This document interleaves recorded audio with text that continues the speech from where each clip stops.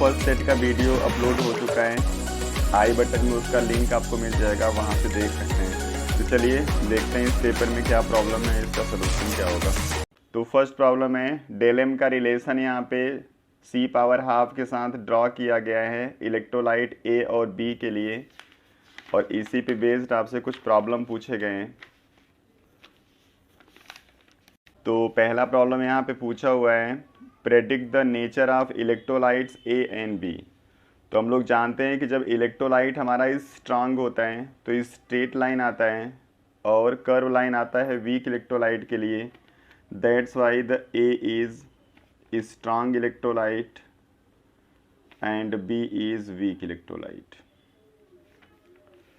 Second है, what happen on extrapolation of del M to concentration approaching 0 for electrolyte A and B। तो जब हम इस A को एक्सट्रापोलेट करते हैं तो ये जाके इसको किसी पॉइंट पे कट करेगा, और जिस पॉइंट पे कट करता है वहाँ पे इस डेल M की मैक्सिमम वैल्यू आती है, जिसको हम लोग बोलते हैं molar conductivity at infinite dilution. तो स्ट्रांग इलेक्ट्रोलाइट का molar conductivity at infinite dilution extrapolation के बाद आपको मिल जाएगा। लेकिन इसको जब हम एक्सट्रापोलेट करते हैं तो ये इस ग्राफ को कहीं कट नहीं करता, इसलिए molar conductivity at infinite dilution can never be calculated by this graph for the weak electrolyte. So for the calculation of molar conductivity at infinite dilution for weak electrolyte we use the Kohlrausch law. Second problem है, arrange the following compounds in increasing order of their reactivity in nucleophilic addition reaction. Ethanal means CH3CHO, propanal CH3CH2CHO, propanone CH3COCH3 and butanone CH3CH2COCH3। अब आप जानते हैं कि जब यहाँ पे nucleophilic addition reaction हम कराएंगे तो सबसे पहले ये इलेक्ट्रॉन शिफ्ट होगा ऑक्सीजन की तरफ, इसके ऊपर आएगा नेगेटिव चार्ज, कार्बन के ऊपर positive charge, and nucleophile attack on this carbon. अब इस कार्बन पे इलेक्ट्रॉन डेंसिटी कम से कम होनी चाहिए इसके अटैक के लिए। अब यहाँ पे क्या होगा, ये जो ग्रुप होते हैं इलेक्ट्रॉन को प्रोवाइड करने वाले होते हैं, मतलब इलेक्ट्रॉन डेंसिटी को कार्बन पे बढ़ाएंगे, और जब इलेक्ट्रॉन डेंसिटी कार्बन पे बढ़ेगा तो न्यूक्लियोफिलिक एडिशन रिएक्शन प्रॉपर होगा नहीं। इसलिए आपको देखना है कि सबसे कम ये इलेक्ट्रॉन डोनेटिंग ग्रुप कहाँ पे लगे हुए हैं। तो आपको ये वाला आपको कंपाउंड दिख रहा होगा, यहाँ पे भी एक ही लगा हुआ है, लेकिन इसके साथ ये जो ग्रुप लगा होगा तो उसका सपोर्ट करेगा, इसलिए सबसे ज़्यादा रिएक्टिव हो जाएगा इथेनल। सेम ऐसे ही इसमें देख लेते हैं, बेंजिल्डिहाइड मीन्स बेंजीन रिंग के ऊपर CHO, पैराटोलुएल्डिहाइड मीन्स यहाँ पे CHO के साथ CH3 ग्रुप लगा रहेगा, यहाँ पे पैरा नाइट्रो CHO के साथ NO2 ग्रुप, और एसिटोफिनोन बेंजीन पे COCH3। अब यहाँ पे अगर इसको न्यूक्लियोफिलिक एडिशन रिएक्शन को शो करना है तो इलेक्ट्रॉन डेंसिटी कार्बन पे आपको कम करना पड़ेगा, मीन्स इलेक्ट्रॉन को विथड्रॉ करा देना है। यहाँ पे कोई भी ग्रुप इसके साथ अटैच नहीं है, यहाँ पे CH3 इलेक्ट्रॉन को प्रोवाइड करेगा, इलेक्ट्रॉन डेंसिटी को यहाँ पे बढ़ाएगा। Nitro group electron withdrawing group है, ये इलेक्ट्रॉन को विथड्रॉ करेगा, इलेक्ट्रॉन को विथड्रॉ करेगा तो कार्बन के ऊपर इलेक्ट्रॉन डेंसिटी कम होगी, इसलिए न्यूक्लियोफाइल आसानी से यहाँ पे अटैक कर सकता है। तो इसलिए सबसे ज़्यादा यहाँ पे एडिशन रिएक्शन ये शो करेगा। अगर इन चार का हम ऑर्डर लिखना चाहें तो सबसे ज़्यादा न्यूक्लियोफिलिक एडिशन रिएक्शन ये शो करेगा, उसके बाद ये इसको डिस्टर्ब करने वाला है, यहाँ पे ये भी डायरेक्ट इसके साथ अटैच है, ये भी डिस्टर्ब करेगा, तो सेकेंड नंबर इसका आ जाएगा। इन दोनों में ये CH3 इसके साथ डायरेक्ट बाइंड है, ज़्यादा इफेक्टिव होगा, ये कम इफेक्टिव होगा, इसलिए थर्ड पोजीशन इसका होगा, और फोर्थ इसका हो जाता है। Third, give simple chemical test to distinguish between the following pair of compound. Propanal means CH3CH2CHO and propanone means CH3COCH3। आपको पता है कि जब किसी भी कंपाउंड के अंदर टर्मिनल पे CH3CO ग्रुप प्रेजेंट रहता है तो ये कंपाउंड हमेशा आइडोफॉर्म टेस्ट शो करता है। तो ये वाला ग्रुप आपको यहाँ पे दिख रहा है, इसमें नहीं है ये ग्रुप प्रेजेंट, इसलिए ये नहीं, ये वाला आइडोफॉर्म टेस्ट दे देगा। तो इन दोनों को आइडोफॉर्म टेस्ट से हम आइडेंटिफाई कर लेंगे। Formic acid and benzoic acid, जितने भी एल्डिहाइड होते हैं वो फेलिंग सोल्यूशन और टॉलेन रिएजेंट के साथ पॉजिटिव टेस्ट शो करते हैं। एसिड में केवल अकेला ये फार्मिक एसिड भी टॉलेन रिएजेंट को रिड्यूस करता है, तो इसलिए ये टॉलेन रिएजेंट से हम इन दोनों को आइडेंटिफाई कर पाएंगे। जब टॉलेन रिएजेंट हम यूज करेंगे मीन्स अमोनिकल सिल्वर नाइट्रेट, तो उसके साथ जब रिएक्शन कराते हैं तो ये सिल्वर को सेपरेट कर देगा, इसलिए सिल्वर का हमको मिरर जैसा वहाँ पे अपीयरेंस आ जाता है, इसलिए इसको हम सिल्वर मिरर टेस्ट भी कहते हैं। तो both are distinguish by the silver mirror test. Next problem है acetylation of aniline reduce its activation effect. जब हम एनिलीन का एसिटाइलेशन कर देते हैं तो यहाँ पे क्या होगा, एनिलीन का एक H रिप्लेस हो जाता है एसाइल ग्रुप से, लाइक दिस। अब यहाँ पे क्या होगा, जो कार्बन के साथ डबल बॉन्ड O लगा होता है, ये इलेक्ट्रॉन को विथड्रॉ जब करेगा तो इसका जो लोन पेयर है वो डीलोकलाइज हो जाता है इसकी तरफ, और जब इसका लोन पेयर डीलोकलाइज हो जाएगा तो बेंजीन रिंग में डीलोकलाइज ये होगा नहीं, इसलिए बेंजीन रिंग के अंदर इसकी जो एक्टिविटी होती है वो कम हो जाती है। इसलिए हम लोग बोलते हैं कि एसिटाइलेशन करने से इसका एक्टिवेशन इफेक्ट डिक्रीज हो जाता है। CH3NH2 is more basic than the C6H5NH2। इसका जो बेसिक नेचर है वो नाइट्रोजन के ऊपर जो लोन पेयर है इसके डोनेशन की वजह से है, and the compound which are able to easily donate the lone pair are strong Lewis base। अब इलेक्ट्रॉन को डोनेट करने के लिए इसके साथ जो ग्रुप लगे होंगे वो इलेक्ट्रॉन डोनेटिंग होने चाहिए, तो वो बेसिक स्ट्रेंथ को और बढ़ा देंगे। In this compound methyl group is electron donating group and benzene is electron withdrawing group. मतलब यहाँ पे जो लोन पेयर होगा वो बेंजीन रिंग के अंदर डीलोकलाइज हो जाएगा। That's why this compound is not able to donate the electron pair to any other, so its basic strength is less and this one is more basic. Although NH2 group is orthopara directing at aniline on nitration give the significant amount of M-nitroaniline। Ortho para directing ये होता है, लेकिन इसके साथ ही Meta product भी देता है, और मेटा प्रोडक्ट लगभग 47% यहाँ पे मिलता है along with ortho and para, in which ortho is about 2% and para is about 51%। तो ये मेटा प्रोडक्ट यहाँ पे क्यों आता है, जब हम नाइट्रेशन कराते हैं तो रिएक्शन होता है इन presence of concentrate HNO3 along with concentrate H2SO4। तो जो H2SO4 है ये एसिड है जो प्रोवाइड करता है H+ and that H+ bind with the amine group of the aniline and form anilinium ion, and anilinium ion is Meta directing, so along with ortho and para some fraction of meta products are also obtained. Next, write the reaction of aromatic and aliphatic primary amine with nitrous acid। nitrous acid मतलब HNO2 से reaction कराना है। तो जब हम किसी भी aromatic या एलिफेटिक प्राइमरी अमाइन का रिएक्शन नाइट्रस एसिड से कराते हैं तो बनता है डाई एजोनियम सॉल्ट। तो ये हमारा हो गया aromatic primary amine means aniline. इसका रिएक्शन जब हम करा देंगे नाइट्रस एसिड से तो ये डाई एजोनियम सॉल्ट बन जाएगा, and that diazonium salt is more stable, और इसको यूज करके हम बहुत सारे अलग अलग प्रोडक्ट बना देते हैं। सेम ऐसे अगर हमारे पास कोई एलिफेटिक होगा जैसे CH3NH2, इसका रिएक्शन HONO के साथ कराएंगे तो ये भी बनाएगा diazonium salt CH3N2+ and Cl-। But in this case nitrogen is easily eliminated by forming the carbocation, और ये कार्बोकैटायन वाटर के साथ रिएक्शन करके बहुत जल्दी ही एल्कोहल में कन्वर्ट हो जाता है। मीन्स यहाँ पे जो आपको डायजोनियम सॉल्ट मिलेगा वो हाईली अनस्टेबल होता है and this one is highly stable. Next, right the chemical equation for the following conversion. Chlorobenzene को पैरा क्लोरो एनिलीन में कन्वर्ट करना है।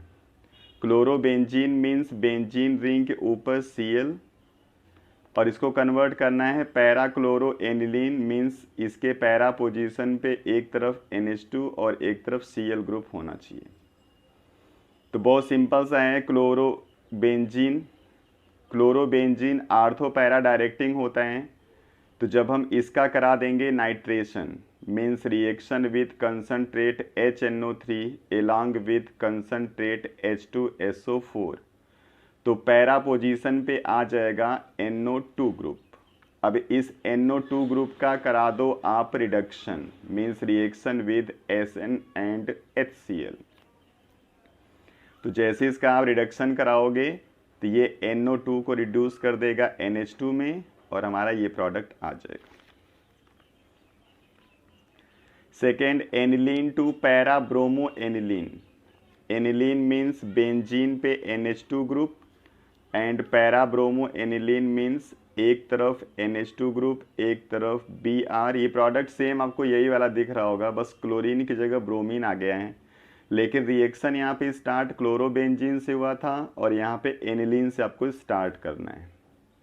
अब प्रॉब्लम क्या है कि जो एनिलीन है वो आर्थो पैरा के साथ साथ मेटा प्रोडक्ट भी देता है, और जब हम ब्रोमिनेशन कराते हैं तो रिएक्शन कराते हैं ब्रोमीन वाटर के साथ। अब जब ब्रोमीन वाटर के साथ रिएक्शन कराते हैं तो इसकी ज़्यादा एक्टिविटी होने की वजह से हमको ट्राई सब्स्टिट्यूटेड प्रोडक्ट मिलता है। मीन्स आर्थो पैरा हर पोजीशन पे Br अटैच हो जाएगा, लेकिन हमको प्रोडक्ट केवल यहाँ पे पैरा वाला चाहिए, इसलिए यहाँ पे हम लोग एक टेक्निक यूज करते हैं। तो पैरा प्रोडक्ट पाने के लिए हम इसको सबसे पहले डीएक्टिवेट करते हैं, और एनिलीन में NH2 ग्रुप को डीएक्टिवेट करने के लिए हम लोग सबसे पहले करते हैं इसका एसाइलेशन मीन्स इसको एसिटिक एनहाइड्राइड से हम ट्रीट कर देंगे। तो इसकी वजह से यहाँ पे एसाइल ग्रुप अटैच हो जाएगा जो इसके लोन पेयर को डीलोकलाइज होने से थोड़ा सा प्रोटेक्ट कर देता है। अब इसके बाद अगर हम ब्रोमीन वाटर के साथ रिएक्शन कराएंगे तो आर्थो और पैरा प्रोडक्ट देगा, जिसमें पैरा प्रोडक्ट होगा मोर स्टेबल, इसलिए हम लोग पैरा ब्रोमो एनिलीन जैसा कुछ बनाएंगे। और अभी यहाँ पे एनिलीन ग्रुप अटैच नहीं है, इसको हम लोग बनाने के लिए इसकी हाइड्रोलिसिस कर देते हैं, जिसकी वजह से फिर ये आपको final product para bromo aniline मिल जाता है। तो इस तरीके से रिएक्शन कराएंगे। अगर आपने ये वाला स्टेप यूज नहीं किया, डायरेक्ट ब्रोमीन वाटर से रिएक्शन कराओगे तो ट्राई सब्स्टिट्यूटेड प्रोडक्ट मिलेगा। Next, on the basis of crystal field theory right the electronic configuration of D4 ion if delta O is less than pairing energy. अब D orbital आपको पता है T2G और Eg दो part में break रहता है। This one is T2G and Eg and the energy gap between these two is called delta O। अब जब डेल्टा O की वैल्यू बहुत कम रहेगी तो दोनों ऑर्बिटल बहुत पास पास होते हैं, इसलिए इस T2G के हाफ फील्ड होने के बाद इलेक्ट्रॉन Eg में चला जाएगा। इसलिए जब D4 का हम लोग कॉन्फ़िगरेशन करेंगे तो फर्स्ट 3 इलेक्ट्रॉन T2G में आएंगे and the 4th electron goes to Eg। That's why the electronic configuration of D4 become T2G3 and Eg1। Explain the hybridization and magnetic behavior of the complex NiCO4 by using valence bond theory।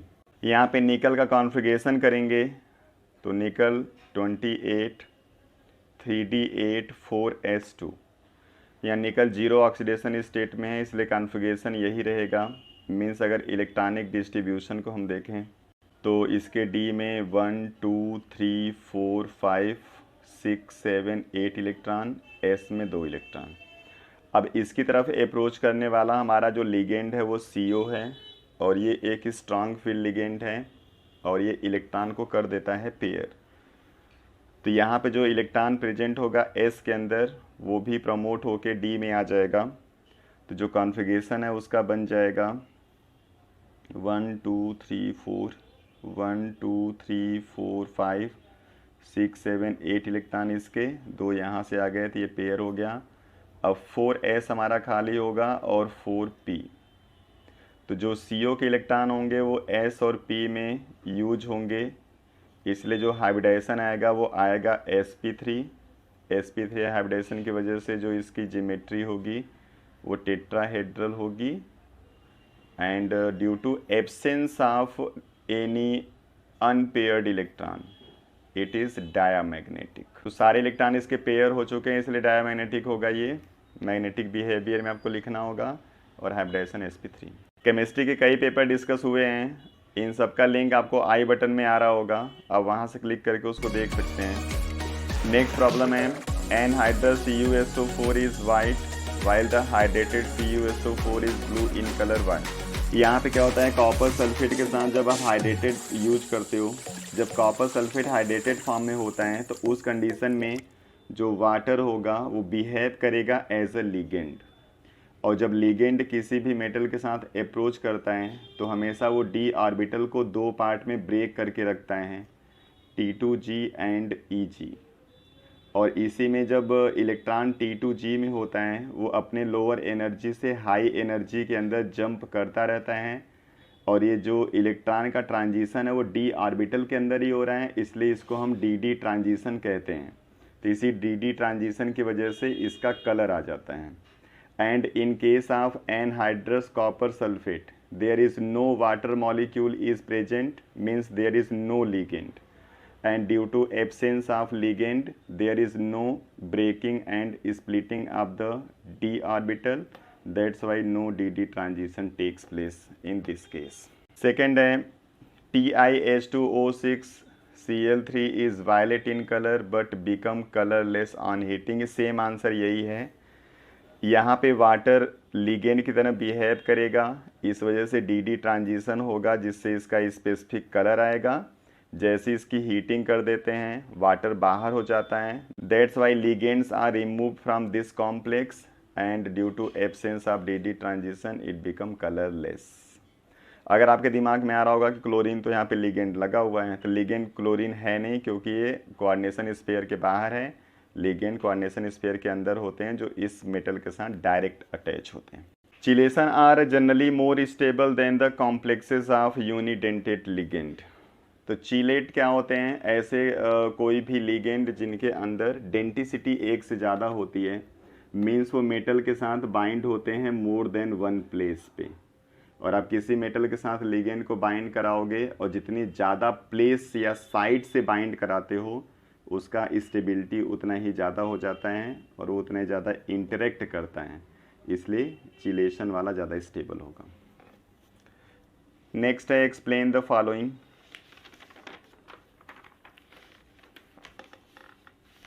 The enthalpy of atomization of transition metal are quite high। enthalpy of atomization का मतलब होता है कि कितनी energy provide करके हम उसके bond को ब्रेक करेंगे और एटम को सेपरेट कर देंगे। अब यहाँ पे इनके अंदर जो बॉन्डिंग होती है वो जनरली होती है metallic bonding, and metallic bonding depends on the number of unpaired electron. जितना ज़्यादा अनपेयर्ड इलेक्ट्रॉन रहेगा मेटेलिक बॉन्डिंग उतनी ही स्ट्रांग रहती है, और जितने भी ट्रांजिशन मेटल होते हैं उन सब के पास बहुत ज़्यादा नंबर में अनपेयर्ड इलेक्ट्रॉन होता है, इसलिए वो ज़्यादा मेटेलिक बॉन्ड शो करेंगे, that's why they show the high enthalpy of atomisation. With the same d orbital configuration D4 chromium 2+ is reducing while the manganese 3+ is oxidizing। ये कह रहा है कि क्रोमियम 2+ और मैग्नीज 3+ दोनों का जो कॉन्फ़िगरेशन है वो D4 है, तो इसमें एक रिड्यूसिंग और एक ऑक्सीडाइजिंग क्यों हो गया। तो जो क्रोमियम 2+ है ये क्या करता है, अभी कॉन्फ़िगरेशन इसका D4 होगा तो ये एक इलेक्ट्रॉन को लूज कर देता है, और एक इलेक्ट्रॉन को लूज करने के बाद ये कन्वर्ट हो जाता है D3 में। D3 में कन्वर्ट होने से इसका जो T2G है वो हाफ फिल्ड हो जाता है और ये स्टेबल हो जाता है। और एक इलेक्ट्रॉन लूज करने का मतलब रिएक्शन हो गया ऑक्सीडेशन का, इसलिए बिहेव करेगा ये as a reducing agent. But in case of Mn3+ का भी कॉन्फ़िगरेशन D4 है। तो जब ये एक इलेक्ट्रॉन को कहीं से गेन कर लेता है, तो एक इलेक्ट्रॉन गेन करने की वजह से इसका हाफ फील्ड कंप्लीट हो जाता है D5। That's why manganese 3+ accept one electron and undergo reduction, so it behave as a oxidizing agent. तो ये T2G के हाफ फील्ड होने की वजह से स्टेबलाइज होता है, ये D5 के हाफ फील्ड होने की वजह से स्टेबलाइज होता है, इसलिए एक ऑक्सीडाइजिंग एजेंट और एक रिड्यूसिंग एजेंट हो जाता है। Next, there is hardly any increase in atomic size will increasing atomic number in the series of a transition metal. आपको ट्रांजिशन मेटल के किसी सीरीज में मूव करना है, मतलब हमको किसी एक पर्टिकुलर सीरीज में लेफ्ट से राइट चलना है। तो जैसे S और P के लिए आपने पढ़ा हुआ है कि लेफ्ट टू राइट मूव करने से एटॉमिक साइज डिक्रीज होती है। और डिक्रीज क्यों होती है? क्योंकि इफेक्टिव न्यूक्लियर चार्ज मतलब Z इफेक्टिव की वैल्यू इंक्रीज होती है, ऐसा होता है। लेकिन ऐसा D ब्लॉक के एलिमेंट्स के लिए नहीं होता। और ऐसा क्यों है? क्योंकि यहाँ पे D के अंदर जो इलेक्ट्रॉन की फीलिंग होती है इनर शेल के अंदर, वो इलेक्ट्रॉनिक रिपल्सन काज करते हैं, और जो जेड इफेक्टिव होता है ये इस इलेक्ट्रॉनिक रिपल्सन को ओवरकम करने में ही यूज हो जाता है। So the Z effective is cancelled by the electronic repulsion by the electrons present into the d orbitals. That's why there is no increment in size is observed in d block elements. Next problem है ABC are 3 non-cyclic functional isomers of the carbonyl compound with molecular formula this. Isomers A and C give positive Tollin test, B does not give Tollin test but give positive iodoform test. Isomers A and B on reduction with this give the same product D. तो आपको structure बताना है ABCD का out of A, B and C which one is least reactive towards the addition of HCl। चलिए, यहाँ पे हमारे पास 3 isomer हैं A, B और C, और ये तीनों आइसोमर कार्बोनिल कंपाउंड के हैं, मतलब कि ये एल्डिहाइड होंगे या फिर कीटोन, यानी ये केवल एल्डिहाइड और कीटोन में से कुछ होंगे। एक कार्बन का एल्कोहल और ईथर भी होता है, तो यहाँ पे एल्कोहल ईथर नहीं आएगा। Isomer A and C give positive Tollens test. Tollens test हमेशा एल्डिहाइड देता है, मतलब A वाला एल्डिहाइड होगा और C वाला एल्डिहाइड होगा, B एल्डिहाइड नहीं होगा, मीन्स B होगा यहाँ पे ketone. Isomer B does not give Tollens test but give the positive iodoform test. B iodoform test देता है, मतलब इसके टर्मिनल पे CH3CO ग्रुप जरूर प्रेजेंट होगा। तो CH3CO 4 कार्बन का कंपाउंड है, इसलिए इसका जो फार्मूला होगा ये वाला बनेगा। अब ये और ये सेम प्रोडक्ट देते हैं जिंक अमलगम के साथ। जिंक अमलगम जनरली करता क्या है, इस CO को रिड्यूस करके CH2 करता है, मतलब कि यहाँ पे जितने कार्बन होंगे उतने कार्बन का हाइड्रोकार्बन बनाएगा। अब ये दोनों आइसोमर हैं, दोनों एल्डिहाइड हैं, तो इनके 2 आइसोमर्स जनरली हम बना सकते हैं CH3 CH2 CH2 CHO, और एक ब्रांच में लगा के हम बना सकते हैं CH3 CH CH3 and CHO। अगर इस वाले का रिडक्शन कराएंगे ZnHg के साथ, तो उस कंडीशन में आपको ब्यूटेन नहीं मिलेगा, क्योंकि यहाँ पे ब्रांच आएगा, इसलिए आपको इसके साथ रिडक्शन कराने पे सेम प्रोडक्ट मिलेगा। इसलिए ये वाला होगा A, ये B है, ये C होगा, और रिडक्शन कराने से जो D हाइड्रोकार्बन आपको मिलेगा वो होगा CH3 CH2 CH2 and CH3। यहाँ पे सेकेंड वाला कह रहा था out of A, B and C which isomer is least reactive towards addition of HCl। जब हम एडिशन HCN का करते हैं तो जनरली होता क्या है, जो ऑक्सीजन है इस पे इसका H चला जाएगा और इसी कार्बन पे CN अटैच हो जाता है और ये बॉन्ड हो जाता है सिंगल। अब CN के अटैक के लिए यहाँ पे जो ग्रुप हैं वो बल्कियर नहीं होने चाहिए, क्योंकि यहाँ बल्कियर ग्रुप स्टेरिक हिंड्रेंस काज करते हैं जो रिएक्टिविटी को कम करते हैं। तो यहाँ पे पूछा कौन कम रिएक्टिव होगा, तो कम रिएक्टिव के लिए यहाँ पे बल्कियर ग्रुप देखना है कि कहाँ पे ज़्यादा होगा। तो यहाँ पे दो बड़े बड़े ग्रुप आपको दिखाई दे रहे होंगे, इसलिए इसकी रिएक्टिविटी सबसे कम रहेगी, इसकी रिएक्टिविटी दोनों की थोड़ी सी इससे ज़्यादा रहेगी। Next, what is the role of activated charcoal in gas mask. Gas mask में जब हम एक्टिवेटेड चारकोल को यूज करते हैं तो वो एयर के अंदर जो भी पॉइजनस गैस होती हैं उन सभी गैस को एब्जॉर्ब कर लेता है, इसलिए जो हार्मफुल गैसें होती हैं ब्रीदिंग एयर के अंदर वो रिड्यूस हो जाती हैं। A colloidal sol is prepared by the given method.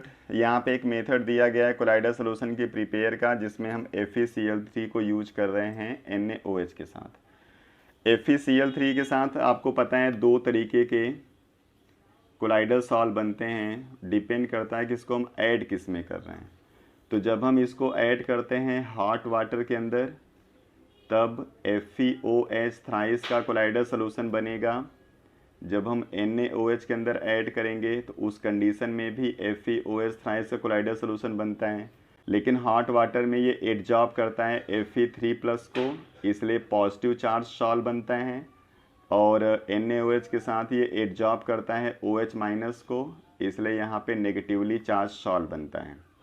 यहाँ पे आपके बुक में इस FeOH थ्राइस की जगह फेरिक ऑक्साइड लिखा होगा Fe2O3.XH2O एंड OH- इस तरीके से। तब चाहे ये लिखो चाहे ऐसे लिखो, बात एक ही है। तो NaOH के साथ ही नेगेटिवली चार्ज सॉल्ट बनाएगा due to absorption of OH-। Next है, how does chemisorption very with temperature. जैसे जैसे आप टेम्परेचर बढ़ाते हो तो जो केमी जॉर्प्शन होता है, जहाँ पे केमिकल बॉन्ड फॉर्म होता है एडजॉर्बेट और एडजॉर्बेंट के बीच में, तो वहाँ पे उसको एक्टिवेशन एनर्जी मिलती है, जिसकी वजह से एडजॉर्प्शन की रेट बढ़ जाती है। लेकिन जब टेम्परेचर को आप बहुत ज़्यादा बढ़ाने लगते हो तो जो केमिकल बॉन्ड है वो ब्रेक होने लगते हैं, इसलिए फिर वहाँ पे एडजॉर्प्शन डिक्रीजिंग ऑर्डर में आ जाता है। तो अगर हम x/m वर्सेस t के बीच में ग्राफ खींचेंगे at constant pressure for the chemisorption, then first adsorption increases and then decreases, इसलिए इस तरीके का आपको ग्राफ मिल जाता है। अगले प्रॉब्लम में जो स्टेटमेंट दिया गया उसके लिए आपको एक रीजनेबल आंसर देना है। इसमें पहला है why are amines less acidic than alcohol of comparable molecular mass. अब एक अमाइन है मतलब R के साथ NH2 ग्रुप और एक एल्कोहल मीन्स R के साथ OH ग्रुप। आपको बताना है कि इसमें ये कम एसिडिक और ये ज़्यादा एसिडिक क्यों होता है। तो इसका आंसर होगा इसकी इलेक्ट्रोनेगेटिविटी के बेस पे, electronegativity of oxygen is more as compare with the nitrogen, that's why the shared electron between O and H is slightly shifted towards the O and hydrogen is removed in the form of H+, so this one is more acidic, and in this case nitrogen is less electronegative, so the polarity of bond is slightly less as compared with this one. Next, why do primary amine have high boiling point than the tertiary amine? Primary amine means alkyl group attached with NH2 group like this, and in tertiary 3 alkyl group present with the nitrogen like this. तो इस वाले में hydrogen नहीं बचा इसके साथ, इसलिए hydrogen bonding ये शो नहीं करता, ये वाला हाइड्रोजन बॉन्डिंग शो करता है, इसलिए इसकी बॉइलिंग पॉइंट हाई होती है, इसकी लो होती है। Convert benzene to aniline. Benzene means this one, aniline NH2 group present रहेगा बेंजीन के ऊपर। तो बड़ा आसान सा 2 स्टेप का रिएक्शन है। सबसे पहले हम लोग बेंजीन का कर देते हैं नाइट्रेशन। नाइट्रेशन करने के लिए हम लोग यूज करेंगे कंसनट्रेट HNO3 और कंसनट्रेट H2SO4। तो यहाँ पे NO2 ग्रुप इसके ऊपर अटैच हो जाएगा। अब इस NO2 ग्रुप का आप रिडक्शन करा दो, ये NH2 में कन्वर्ट हो जाएगा, तो इसका रिएक्शन SnHCl के साथ हम करा देते हैं। Then the NO2 group is converted into NH2 group, this one is the aniline. Next है कंप्लीट द फॉलोइंग रिएक्शन। यहाँ पे प्राइमरी अमाइन एक दिया गया है और इसका रिएक्शन कराया गया है क्लोरोफॉर्म एलॉन्ग विथ KOH, और क्लोरोफॉर्म जब KOH के साथ रिएक्ट करता है किसी प्राइमरी अमाइन के साथ, तो ये एक टेस्ट है डिस्टिंग्विश करने का प्राइमरी अमाइन को सेकेंडरी और टर्शियरी से, जिसको हम कार्बिल अमाइन टेस्ट बोलते हैं। तो यहाँ पे कार्बिल अमाइन टेस्ट में क्या हो जाएगा, आइसोसाइनाइड बनता है, इसलिए इसको आइसोसाइनाइड टेस्ट भी बोलते हैं, जिसमें जो NH2 ग्रुप होता है ये इस C के साथ यूज करके इसको NC में कन्वर्ट कर देता है। So the product is CH3CH2NC, जो एक बैड स्मेलिंग कंपाउंड है। इसी बैड स्मेल की वजह से हम प्राइमरी अमाइन को आसानी से डिस्टिंग्विश कर लेते हैं। Why primary aromatic amines can not be prepared by Gabriel phthalimide synthesis. तो गैब्रियल थैलीमाइड सिंथेसिस में एक स्टेप बीच में आता है, जिसमें आपका कोई भी थैलीमाइड होगा जो पोटेशियम सब्स्टिट्यूटेड होता है, इसी का रिएक्शन हम लोग कराते हैं RX के साथ, जिसमें हम लोग पोटेशियम को रिप्लेस कर देते हैं किसी भी एल्काइल ग्रुप से। तो यहाँ पे ये प्रोडक्ट बनता है। अब यहाँ पे रिएक्शन हम लोग करा रहे हैं किसी भी एल्काइल हैलाइड का। अब अगर आपको एरोमेटिक प्राइमरी अमाइन बनाना होगा तो इस R की जगह बेंजीन अटैच कराना है। बेंजीन अटैच कराने का मतलब आप जो एल्काइल हैलाइड यूज करोगे वो बेंजीन कंटेनिंग कोई भी कंपाउंड होना चाहिए, और आप जानते हो कि बेंजीन के साथ जो हैलोजन लगा होता है वो रिजोनेटिंग स्ट्रक्चर में generally partial double bond show करता है, and due to presence of this partial double bond it is very difficult to break this bond, that's why aromatic halide do not react with this one. Write the structure of main product when aniline react with bromine water.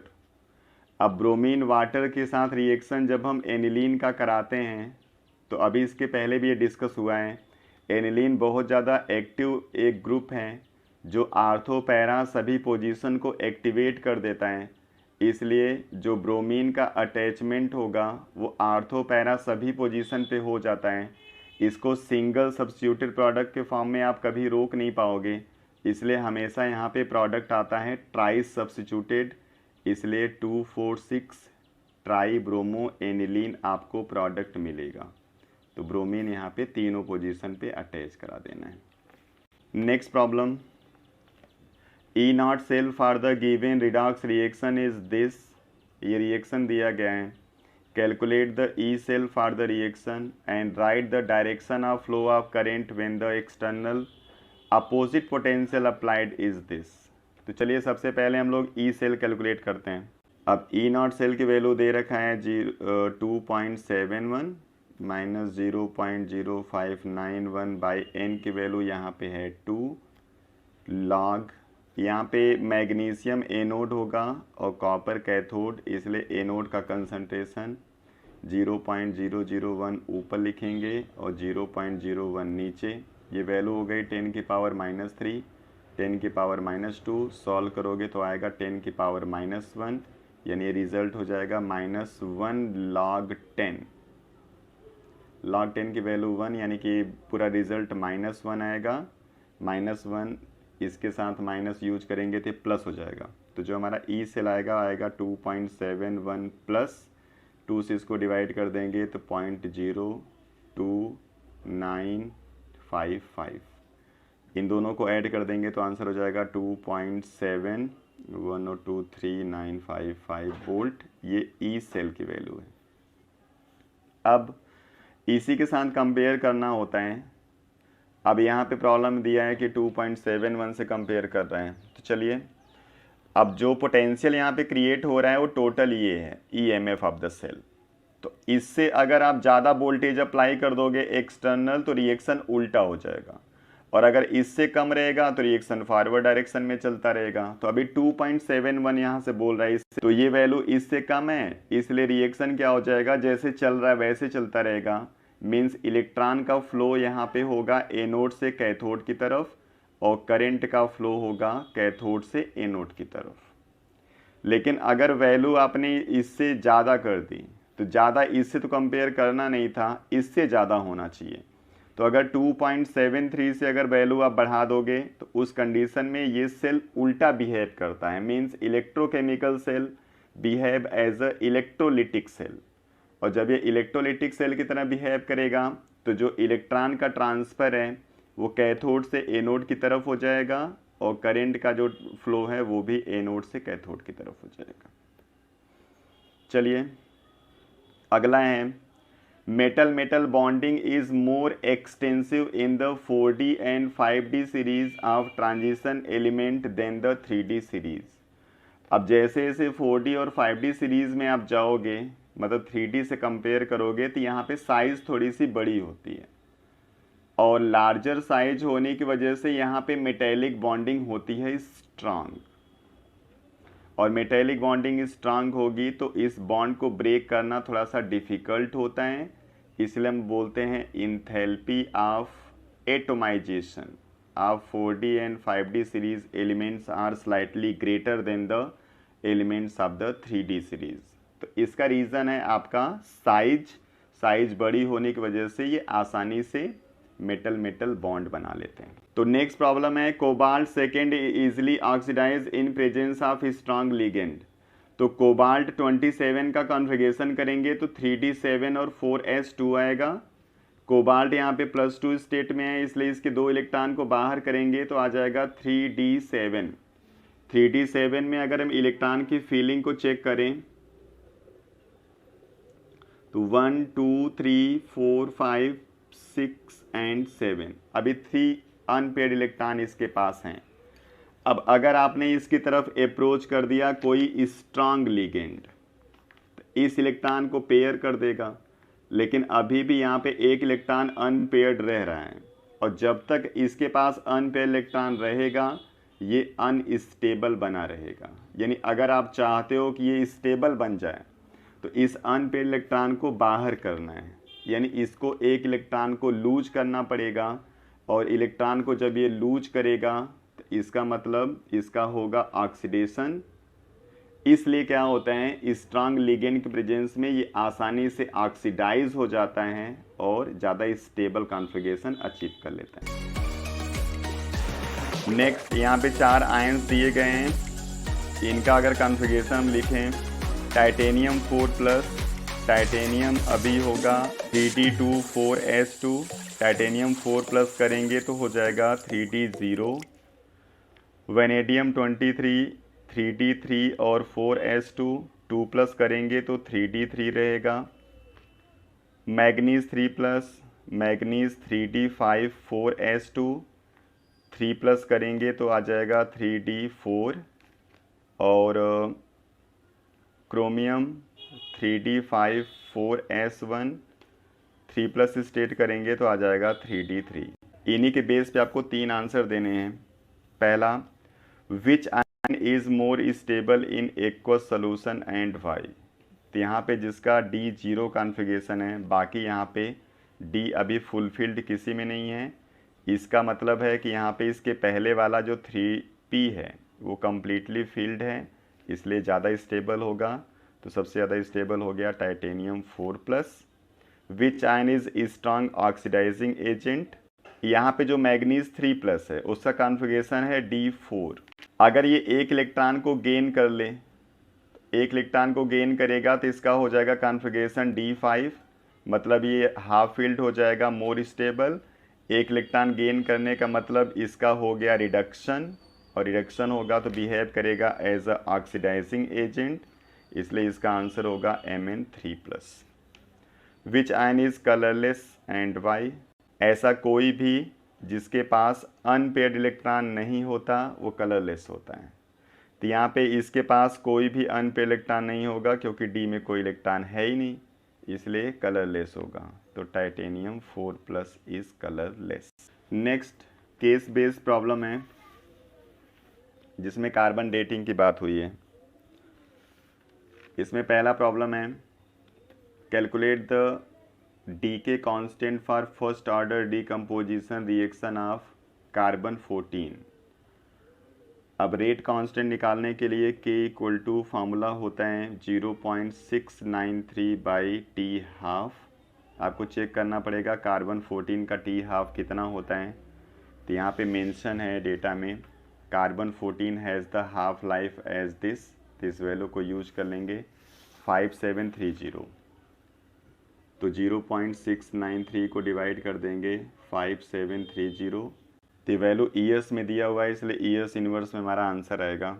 इसको solve कर देंगे तो हमारा answer आ जाएगा 1.209 into 10 की power -4 year inverse. Why do geologist not use carbon based radiometric dating to determine the age of the rock. इसका भी answer इसी में मेंशन है। तो कार्बन बेस्ड रेडियोमेट्री के लिए मींस कार्बन डेटिंग के लिए जो ऑब्जेक्ट होगा उसका एज 50,000 ईयर से यंगर होना चाहिए, यानी एक यहाँ पे लिमिटेशंस लगा हुआ है, इसलिए कार्बन डेटिंग को रेडियोमेट्री के लिए हम लोग यूज नहीं करते। थर्ड है how do scientist determine how long ago the organism died. यहाँ पे क्या होता है, कोई भी ऑर्गेनिज्म नेचर से कार्बन 14 और कार्बन 12 दोनों को यूज करता रहता है, तो दोनों का एक स्पेसिफिक कंटेंट यानी एक स्पेसिफिक रेशियो उस ऑर्गेनिज्म के अंदर प्रेजेंट रहेगा। लेकिन डेड के बाद अब कंजप्शन बंद हो जाता है, लेकिन कार्बन 14 रेडियो एक्टिव है, ये डिसइंटीग्रेट होता रहेगा, ये डिसइंटीग्रेट नहीं होगा, इसलिए इनका रेशियो डिस्टर्ब होता रहेगा। उसी रेशियो से हम लोग पता कर लेते हैं कि कितना ईयर्स पुराना कोई भी ऑर्गेनिज्म होगा। For the first order reaction, show that the time required for 99% completion is twice the time required for the completion of 90%। ये फर्स्ट ऑर्डर रिएक्शन है, दोनों की K को हम लोग कंपेयर करके लिखेंगे। तो पहली कंडीशन 90 लिखेंगे तो 2.303 by T 90 log initial 100 90 complete होगा तो बचेगा 10 equal to 2.303 by T 99 log initial 100 बचेगा 1। तो 2.303 कैंसिल किया, 1 बाई टी 90 लॉग ये 10 आ जाएगा equal to 1 by T 99 log ये 100 रहेगा, मतलब कि 10 की पावर 2 मीन्स 2 लॉग 10।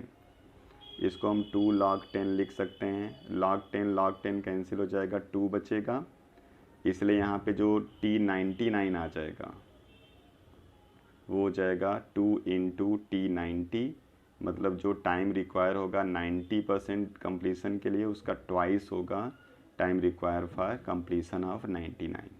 इसी का लास्ट प्रॉब्लम है rate constant for the first order reaction is this. How much time will it take to reduce the initial concentration of the reactant to its 1/16th value।